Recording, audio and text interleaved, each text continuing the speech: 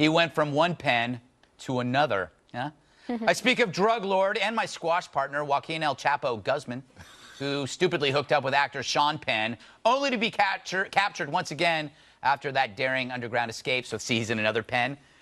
Penn's breaking his silence about his Rolling Stone interview with El Chapo, and he shot down the idea that the secret sit-down, which happened in October, led to the kingpin's capture, and that the article failed to shed new light on the war on drugs. Here he is during an interview airing this weekend on something called 60 Minutes. Never heard of it.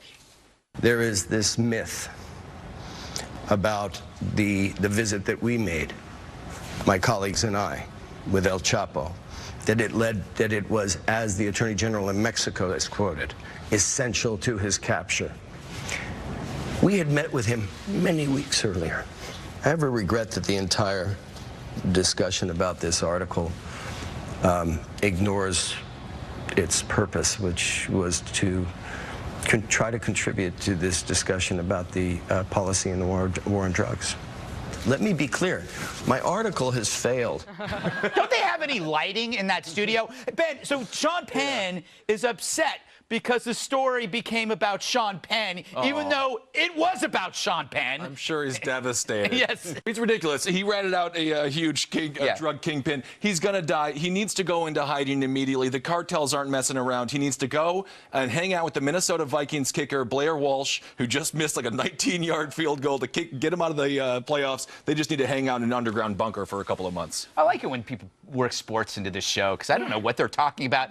All right, Kat, I'm going to go to you out of order. I am troubled by this constant, it happens every generation. Celebrities love killers. You know, it's either Chavez, it's Che Guevara, it's, you know, left-wingers will condemn anything that the West does, but they'll ignore, like, mass groups of sexual assaults, you know, in Europe. Well, I don't get this. They want to say the killers were just misunderstood, right? They're the bad boys. They're just misunderstood. But this backfired in so many ways because now he's blaming the capture on him. So, you know, killers are killers for a reason. It's because they kill people. And you want to be a little careful when you're hanging out with someone who kills people because they kill people. Yeah, but I don't, you know, that's an interesting... How's that? That should be on a T-shirt. But it never occurred to him. It would be a very large T-shirt. But, Alan, in a way, aren't we all responsible for El Chapo? Drug users like you and me?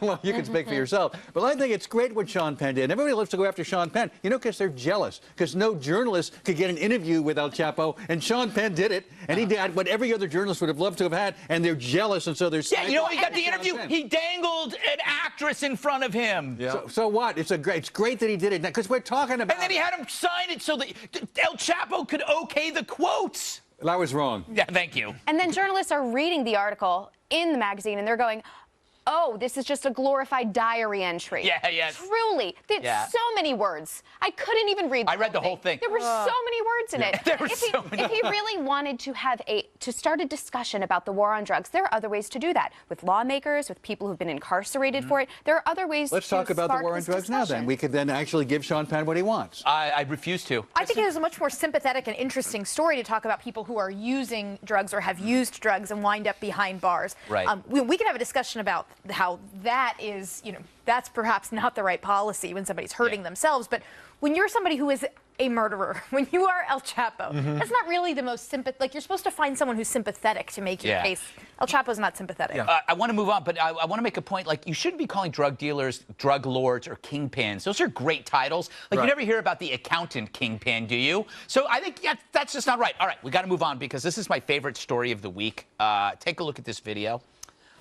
The woman in the center here is Sue Stenhouse. She was a director of a senior citizen center in Rhode Island, but she resigned after it was learned that she had a man dress up like a woman for a press conference. Yeah, the old lady on the right in this video, if you show that right there, see that, is actually a man.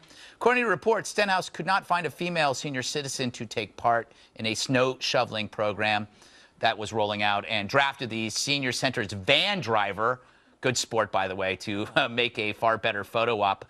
I have nothing to add to this. Well, wait a minute. Wait, Alan, because I feel any commentary might actually subtract from the simple beauty of this story, and I think I'm in love. All right, Alan, you get the last word. I was just going to say that I thought it was a man. I thought it was Michael Moore. Oh, wow. Apparently not. Going They after. look nothing alike. Kind of looked like Dan Aykroyd, didn't it? Yeah. That's amazing. It's a beautiful story. People coming together for a common good, and that was snow shoveling for senior citizens. It's the best story of the week. All right, still to come. The Academy Award nominees are in. Yippee. Who should win? Who should lose? And who's coming over to my place to watch the Oscars? Note, the Oscars is what I call my twin-shaped ferrets.